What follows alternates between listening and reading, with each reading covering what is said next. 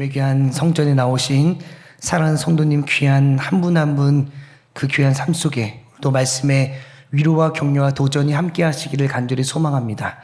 저는 오늘 출애굽기 4장 18절에서 31절까지 말씀을 중심으로 내 아들 내 장자를 죽이리라 라는 소제목으로 함께 잠시 말씀 나누도록 하겠습니다. 저희는 이 출애굽기를 통해서 하나님이 이스라엘 백성을 탈출하는 이야기, 우리는 이것을 줄여서 뭐라고 부르냐면 출애굽 프로젝트이라고 합니다. 이 출애굽 프로젝트를 함께 묵상하고 있죠. 뭔가 출애굽 프로젝트 하면 대단해 보이지 않습니까? 뭔가 막 엄청난 이적들이 일어날 것 같은 이 일이 있지만 사실 출애굽기 4장 시작을 보시면 출애굽 프로젝트는 출애굽기 4장을 쭉 보시면 무슨 이야기냐면 하나님께서 설득하는 이야기만 가득합니다. 그 설득만 하세요. 계속. 여기서 우리는 그 모든 시작이 처음부터 완벽하지 않았음을 우리는 보게 되죠. 우리는 이런 생각을 합니다. 하나님의 프로젝트, 출애굽 프로젝트이라고 하면 뭔가 막힘없이 평탄하게 진행될 것 같고 하나님께서 계획하셨잖아요. 하나님의 계획이니까 그 모든 진행이 형통하게 진행될 것 같지만 사실 그 시작에는 하나님의 부단한 노력이 있습니다. 그 설득의 과정이 있었음을 우리는 보게 되죠. 하나님께서 그토록 마음 잡고 설득한 사람이 누굽니까? 모세죠. 여러분, 우리 이런 생각을 한번 해봅니다. 사실 다른 사람들은 몰라도 모세는 여호와 하나님의 계획을 적극적으로 지지해야 될 것 같은데 사실 처음에는 전혀 그가 그렇지 않습니다. 우리가 교회를 섬기다 보면 우리가 교회로 세워지다 보면 사실 이런 상황들을 심진치 않게 마주하게 되죠. 어떤 상황이냐면 적어도 이분은 우리를 도와줘야 되는데 최소한 이분은 우리와 함께 동참해야 하는데 그런데 꼭 그런 분들이 결정적인 순간에 삐끗하고 어긋날 때가 있습니다. 오늘 하나님도 딱 그 상황이죠. 적어도 그러지 말아야 될 한 사람, 적어도 그러지 않을 것 같은 한 사람인 그 모세 한 명을 설득하고자 사장의 그 기나긴 시간들을 할애하는 것이 오늘 하나님의 프로젝트, 출애굽 프로젝트의 시작입니다. 모세가 불협주한 이유는 무엇이죠? 4장 1절에 그걸 이렇게 이야기를 하고 있습니다. 그러나 그들이 나를 믿지 아니하며 내 말을 듣지 아니하고. 여러분, 여기서 그들이 누굴까요? 이스라엘 백성들입니다. 모세가 걱정하는 건 아이러니하게도 애굽의 바로가 아니에요. 누굴 걱정합니까? 이스라엘 백성들을 걱정합니다. 왜 모세는 이 바로보다 동족들을 더 걱정할까요?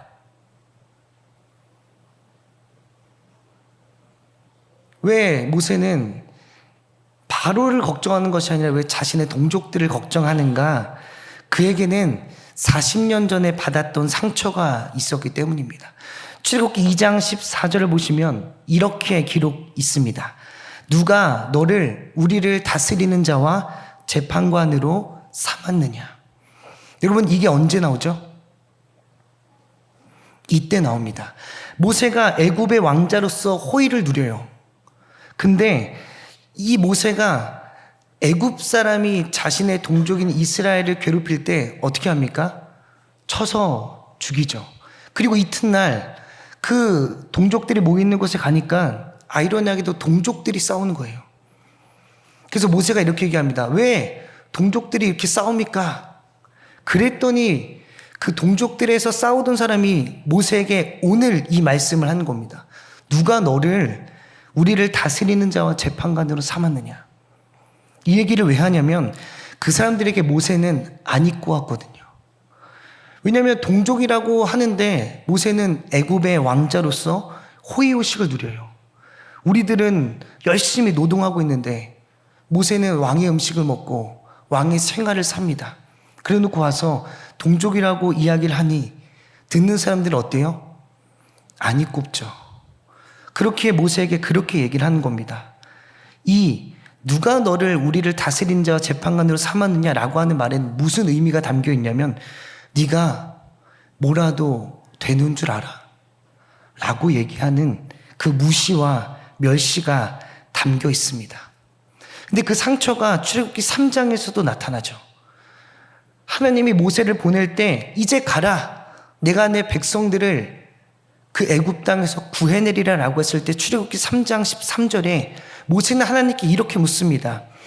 이스라엘 백성들이 내게 물으면 내가 뭐라고 합니까?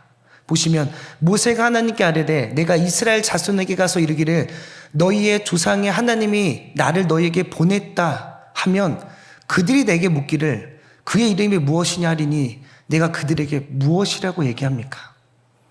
이때도 모세는 어떤 걸 걱정합니까? 바로를 걱정하지 않아요.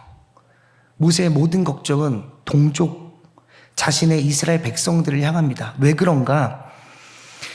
40년이 지났음에도 여전히 깊이 박힌 목처럼 여전히 아물지 않고 골마 있었던 모세의 상처가 있었던 것입니다. 그때 보여주셨던 3가지 기적이 있죠. 기억나시나요? 첫 번째가 지팡이가 뱀으로 변하는, 두 번째가 이제 손이 나병으로 변했다가 나아졌다가 하는 거, 세 번째가 그쵸, 나일강을 피로. 똑똑하십니다. 이 3가지 기적, 이 3가지 기적을 하나님은 모세에게 알려주시죠. 근데 여러분, 이 기적을 누구에게 보여주라고 하는지 아십니까? 애굽 사람들이 아니에요. 바로가 아닙니다. 누구에게 보여주라고 하냐면 자신의 백성들이 이스라엘 백성들에게 보여주려고 합니다. 왜 그랬을까요?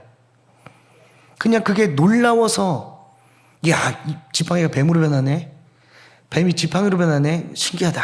막 나병이 낫네. 이렇게 놀라운 기적을 보여줘서 나를 따르라고 하는 이야기였을까를 돌아보시면 사실 그런 이유가 아닙니다. 오늘 모세가 보이는 행해는 3가지 기적은 어떤 걸 이야기하냐면 모세가 애굽이 아닌 이스라엘 편에 있음을 알려주는 기적이 3가지 기적이에요. 자, 보시면 이 지팡이를 던지면 뱀으로 변했죠. 그 뱀이 애굽의 신인 부토라고 하는 여자신이 있습니다.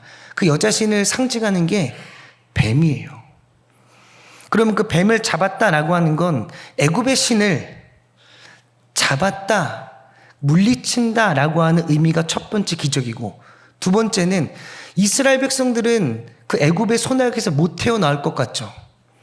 그걸 나병이라고 하는 불치병에 비유해서 보여줍니다. 근데 그 나병이 낫는 것은 그 애굽 땅에서 이스라엘 백성들이 나와서 하나님의 백성으로 회복하는 과정을 담고 있으며, 애굽의 어머니 같은 나일강이 핏물로 변하는 사건 또한 애굽의 패배를 의미합니다. 모세가 이스라엘 백성들에게 그렇게 3가지를 딱 보여주면 그들은 깨닫습니다. 뭐냐면, 아, 모세는 애굽 편이 아니었구나. 40년 전만 해도 왕자였는데. 그래서 이 애굽의 한 발, 이스라엘의 한 발, 누구 편인지 몰랐던 이 사람이 이 기적을 통해서 뭘 증명합니까? 나는 이스라엘, 너희의 하나님이 보낸 사람이야 라고 하는 것을 증명하는 것이 이 3가지 기적입니다. 근데 이 3가지 기적을 알려줬음에도 여전히 모세는 상처로 인해 무너진 마음과 상처로 인해 아프고 고통스러운 마음이 나아지질 않아요. 위축됩니다. 그때 모세가 하나님께 이렇게 얘기하죠. 이 3장 13절을 보시면, 오 주여, 4장 13절에 오 주여, 보낼 만한 자를 보내소서. 저는 안 되겠습니다. 이 고통에, 이 상처로 저는 가지 못하겠습니다 라고 했을 때 하나님이 쓰신 최후의 방법이 뭔지 아세요? 하나님의 최후의 방법, 바로 동역자를 붙여주는 겁니다. 4장 14절입니다. 레위 사람 내 형 아론이 내게 있지 아니하냐. 여러분, 하나님의 방법은, 하나님께서 일하시는 방식은 하나님 저 이거 못하겠어요 라고 했을 때 우리에게 그보다 뛰어난 초능력을 주시는 것이 아닙니다. 갑자기 말을 못하는데 말을 잘하고, 운동을 못하는데 운동을 잘하고, 막 똑똑하지 않은데 갑자기 막 모든 지식을 다 품는 그런 기적이 아니라, 없던 힘이 생기는 것이 아니라 하나님의 방법은 사람을 붙여줍니다. 여러분, 옆에 계신 우리 동역자에게 이렇게 한번 인사하실까요? 하나님이 보내주신 사람아, 이렇게 인사 한번 해보겠습니다. 하나님이 보내주신 사람아. 여러분 옆에 있는 분은 우연히 집 근처에 있어서 만난 사람이 아니에요. 어쩌다가 같은 때에 장충단교회를 오게 돼서 알던 사람이 아닙니다. 나의 옆 사람은 하나님께서 나에게 붙여주신 최고의 방법이에요. 최고의 방식입니다. 그 마음으로 우리 동역자들, 내 옆 사람을 함께 사랑하는 모두가 될 수 있기를 소망합니다. 라고 끝나면 좋지만 여러분, 이제 시작입니다. 여기까지가 17절까지예요. 자, 오늘 18절 보시면 그렇게 하나님은 끝없이 모세를 설득해서 모세의 마음을 되돌리죠. 그렇게 출애굽 프로젝트에 동참하기로 한 모세는 누굴 먼저 찾아가냐? 장인을 먼저 찾아갑니다. 이도를 찾아가서 이렇게 말해요. 18절입니다. 애굽에 있는 내 형제들을 내가 좀 보고자 합니다. 여러분, 이 이야기를 들은 이드로의 입장은 어땠을까요? 당황스럽죠. 또 어이가 없었을 겁니다. 왜 당황스러운가? 지금껏 자신의 양을 40년 동안 쳐주던 사람이 갑자기 사라집니다. 당황스럽죠. 두 번째, 40년 동안 인연을 끊고 지냈던 형제를 갑자기 와서 살아있는지 확인하러 가려고 하는 것 자체가 어이가 없었을 거예요. 얘가 내가 마음에 안 드나? 얘가 뭐 불평이 있나? 불만이 있나? 했을 텐데, 그럼에도 이드로는 오늘 보면 18절에 보면 그 말에 이렇게 대답합니다. 평안히 가라. 이드로의 평안과 더불어 하나님께서 출애굽 프로젝트의 첫 발을 떼는 모세를 만나 이렇게 말씀하시죠. 19절입니다. 애굽으로 돌아가라. 내 목숨을 노리던 자가 다 죽었느니라. 출애굽 프로젝트의 첫 발을 떼는 모세에게 두 가지 좋은 이 위로가 있었던 겁니다. 이드로의 평안과 여호와의 확신. 이 두 가지를 품고 20절 모세는 자신의 가족과 함께 하나님의 지팡이를 손에 쥐고 출애굽 프로젝트의 그 여정을 떠납니다. 근데 여러분, 하나님이 출애굽 프로젝트가 떠나는 모세에게 어떻게 말씀하신 줄 아세요? 그렇게 힘들게 눈을 비비렸는데 그렇게 힘들게 모세를 설득했잖아요. 그리고 이제 첫 발을 떼는 모세에게 21절에 이렇게 얘기를 합니다.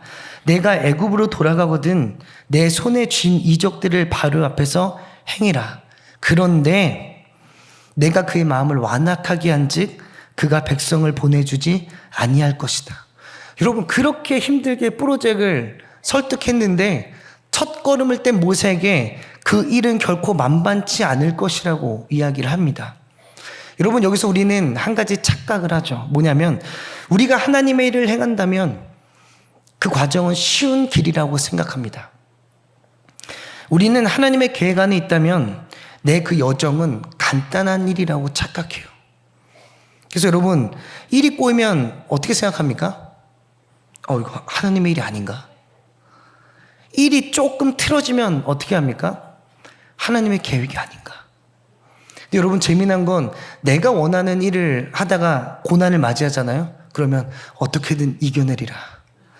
내가 계획하고 생각한 일을 이루기 위해선 시련을 만나잖아요. 내가 어떻게든 이 시련 이겨내리라.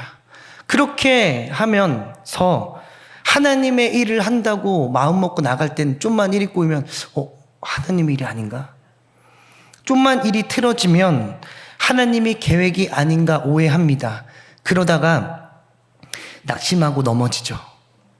낙담하고 외면하고 등 돌리며 나아가 하나님을 원망하고 불평하며 탓합니다. 그런데 오늘 이 본문의 말씀은 우리에게 그 착각을 깨트립니다. 뭐라고 얘기하시냐면, 모세야, 그 출애굽이 생각처럼 쉽지 않을 거야. 너 그 출애굽 프로젝트가 너 마음처럼 되지 않을 거야. 오늘 하나님은 모세에게 미리 말씀하십니다. 왜냐하면 못한다고 했었던 모세를 어렵게 설득했음에도 내 길이 그렇게 평탄하지가 않아 라고 하는 것을 다시금 인지시켜 줍니다. 여러분, 이건 하나님도 마찬가지였어요. 우리 출애굽 앞에 시작 볼 때 출애굽 프로젝트의 시작이 무엇입니까? 하나님의 설득입니다. 하나님도 설득하기 위해서 부단히 노력하고 애쓰시며 맨날 안 된다고 포기한다고 그만둔다고 했었던 모세를 밤낮 설득해요. 하나님도 하나님의 계획을 이루시는데 이토록 애쓰시는데, 우리는 하나님의 일을 계획했을 때 아무런 문제 없이 평탄하게 그 길을 가려고 하는 것 자체가 착각이고 오해입니다. 근데 그 어려운 길을 주님은 그렇다고 내버려 두지 않죠. 모세가 가서 해야 할 말까지 알려주십니다. 어디냐? 22절과 23절입니다. 여호와의 말씀에 이스라엘은 내 아들 내 장자라.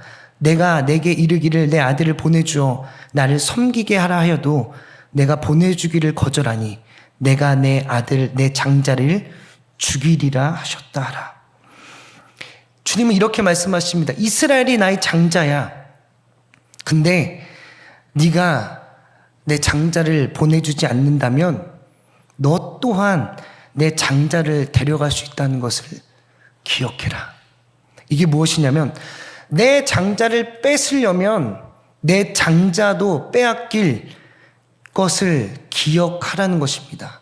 바로야, 너가 내 장자인 이스라엘 백성들을 빼앗으려고 하잖아.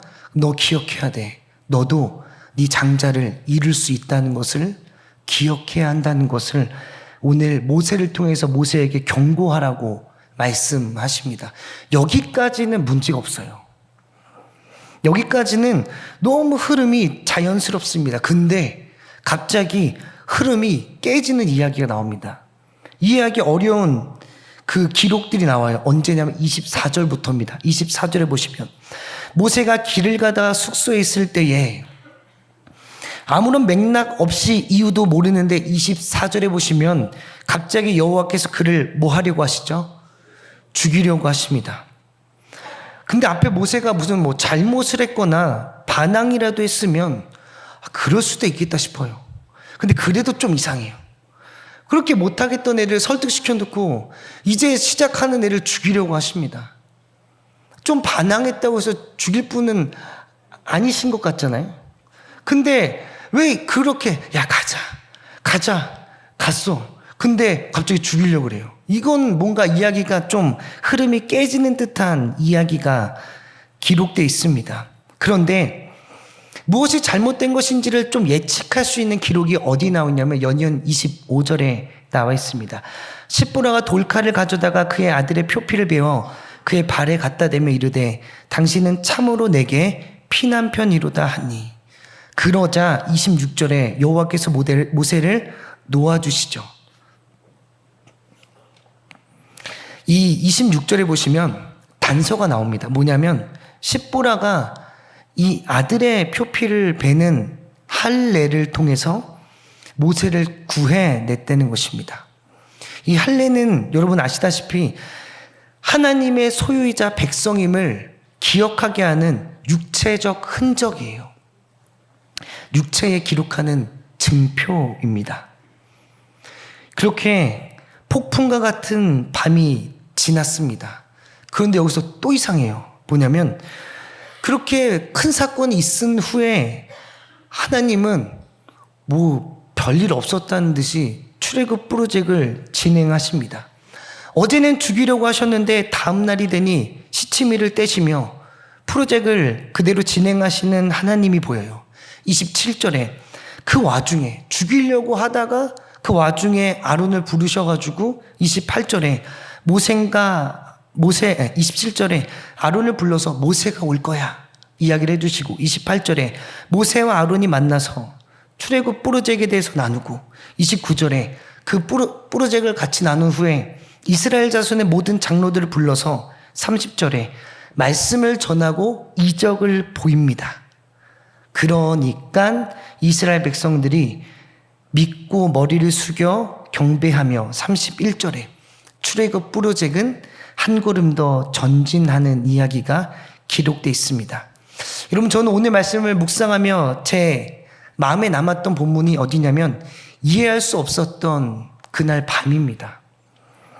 하나님은 왜 그러셨을까요? 왜 갑자기 숙소에서 숙소에서 쉬는 게 보기 안 좋아서 죽이려고 하신 건 아닐 텐데 왜 하나님은 숙소에 있을 때의 모세를 죽이려고 하셨을까요? 이 이야기에는 어떠한 메시지가 담겨 있을까를 보시면 한 가지 이를 알 수 있는 본문이 기록되어 있습니다. 23절을 보시면 내가 내 장자를 죽이리라 라고 하셨던 말씀과 25절에 그의 아들의 표피를 베어. 이 두 가지 모두 바로의 아들과 모세의 아들, 그 두 사람에 대한 이야기가 기록되어 있습니다. 이 사건은 우리에게 어떠한 메시지를 던지냐면 여러분, 전부를 얻으려면 전부를 걸어야 합니다. 목숨을 구하려면 목숨을 걸어야 한다는 것을 이야기합니다. 이 말은 하나님의 일이라고 하여 하나님의 계획이라고 하여 가만히 있어도 진행되고 문제없이 형통하게 될 것이라는 생각이 잘못된 생각임을 이야기합니다. 왜냐하면 하나님 모세에게 이러한 깨달음을 주고 계신 거예요. 뭐냐면 출애굽, 그 생명을 구하기 위하여 바로의 장자의 생명을 빼앗으면서 출애굽 프로젝트를 진행하려면 모세야, 너도 너의 장자의 목숨을 내놓아야 한다는 것을 너 또한 기억해야 한다. 그 프로젝트에 너도 목숨 걸고 나아가는 결단이 필요함을 모세에게 이야기해주고 계신 것입니다. 이것만 보면 하나님이 너무해 보이시죠? 안 간다고 했었던 모세를 설득해서 그 프로젝트에 참석했더니 모세에게 너 목숨 걸어라. 목숨을 걸어라. 이렇게 하시는 게 너무 부당한 것처럼 보이지만 사실 그렇지 않습니다. 왜냐하면 하나님도 그렇게 하셨기 때문입니다. 하나님은 우리라고 하는 자녀를 구하기 위해서 자신의 아들을 십자가를 허락하신 분이죠. 그 또한 우리라고 하는 자녀를 위하여 자신의 자녀를 내놓던 것처럼 오늘 모세에게도 동일한 마음을 주시는 겁니다. 너 출애굽하여 그 생명들을 구하기 위해선 너도 너의 자식 그 목숨 걸고 그 일에 결단해서 가야 돼 라고 하는 말. 너 내가 가라고 했다고 쉬울 줄 알았지? 그렇지 않아. 내가 가라고 한 길이라 할지라도 너 또한 목숨을 걸어야 해 라고 하는 것을 알려주고 계신 겁니다. 우리는 지금 80주년 프로젝트를 준비하고 있죠. 그렇다면 우리도 이것을 기억해야 합니다. 뭐냐면 여러분, 80주년 프로젝트가 가만히 있어도 이루어질 것처럼 지켜만 봐도 진행될 것처럼 생각한다면 오산이라는 거예요. 오해이자 착각이라는 것입니다. 여러분, 80주년 프로젝트를 우리가 하자 이러는 순간 그게 어디냐면 전쟁터입니다. 지금 어떻게 해서든 방해하고 무너뜨리고자 하는 분열자인 사탄이 오늘도 굶주린 사자처럼 우리를 기다리고 있어요. 오늘 우리도 애굽을 탈출하기 위해서 모세가 목숨을 걸었던 것처럼 충단이의 부흥을 위해서 우리도 목숨을 걸어야 합니다. 우리의 부흥은 소꿉놀이가 아니라 전쟁이기 때문입니다. 여기서 우리는 한 가지 더 기억해야 할 것이 있습니다. 뭐냐면 하나님 왜 그토록 모세를 설득했는가 합니다. 모세를 설득했던 이유는 모세가 특별하기 때문이 아니에요. 뭐냐면 하나님의 출애굽 프로젝트라고 하는 큰 계획 안에 한 포지션을 누가 맡고 있냐면 모세가 맡고 있었기 때문입니다. 근데 여러분, 출애굽 프로젝트를 딱 보시잖아요. 시작은 모세가 중요하죠. 근데 날이 갈수록 누가 중요하냐면 이스라엘 백성들이 중요해요. 이 말이 뭐냐면 출애굽 프로젝트는 이스라엘 백성들 모두가 필요한 일입니다. 각자 그들의 부르심 아래 각자 맡겨진 사명을 감당해야 하기 때문입니다. 누구는 제사장으로, 누구는 레위인으로, 누구는 군사로 각자 자리에서 맡겨진 그 일을 감당해야 되는데 모세는 중요한 게 아니라 첫 스타트에 필요했던 거고 그 다음은 이스라엘 백성들을 필요했던 것. 그렇게 보시면 하나님이 모세를 설득하던 40년 동안 모세는 누구를 설득합니까? 이스라엘 백성들을 설득하죠. 자신이 설득을 당했던 것을 동일하게 자신도 이스라엘 백성들을 설득하며 하나님의 모든 프로젝트 안에는 모세로 시작했지만 이스라엘 백성들로 맞춰진다는 사실을 우리에게 일깨워 줍니다. 이 말은 우리의 80주년 프로젝트도 마찬가지입니다. 80주년 프로젝트 비단 일부 몇 사람의 이야기가 아닙니다. 담임 목사님의 이야기도 아니에요. 목회실의 일도 아닙니다. 당회의 일도 아니고 목자 예비 목자만의 일도 아니라 그들만의 일이 아니라 80주년 프로젝트는 우리 모두의 일입니다. 그렇게 우리 모두가 각자의 부르심의 그 자리에서 나에게 맡겨진 사명을 지킬 때 그 부흥이 가능함을 우리는 기억해야 합니다.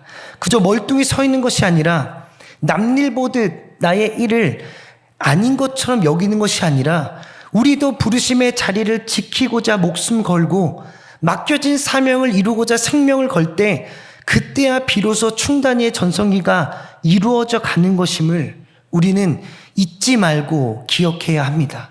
사랑하는 성도 여러분, 부르심의 자리를 지키기 위해 몸부림치십시오. 맡겨진 사명을 이루기 위해 발버둥 치셔야 합니다. 생명이 살아나는 부흥을 경험하고자 한다면 생명 걸고 나아가야 함을 우리 또한 기억하실 수 있기를 소망합니다. 여러분, 그리고 그 길이 너무 버겁고 힘드실 때는 하나님을 기억하시기 바랍니다. 모세를 끝없이 설득하셨던 하나님의 발버둥을, 자신의 아들까지도 내려놓으셨던 하나님의 몸부림을, 그분을 기억하며 우리 또한 오늘도 부단히 그분을 닮아가고자 몸부림치며 발버둥치며 나아가는 우리 사랑하는 모든 성도님들 될 수 있기를 간절히 기대하고 기도하며 소망합니다. 오늘 말씀 준비하며 떠올랐던 요한복음 12장 24절 말씀, 혹시 보이시면 저희 한 목소리로 함께 읽고 오늘 말씀 마치도록 하겠습니다. 함께 읽겠습니다. 내가 진실로 진실로 너희에게 이르노니 한 알의 밀이 땅에 떨어져 죽지 아니하면 한 알 그대로 있고 죽으면 많은 열매를 맺느니라. 아멘. 기도하시겠습니다.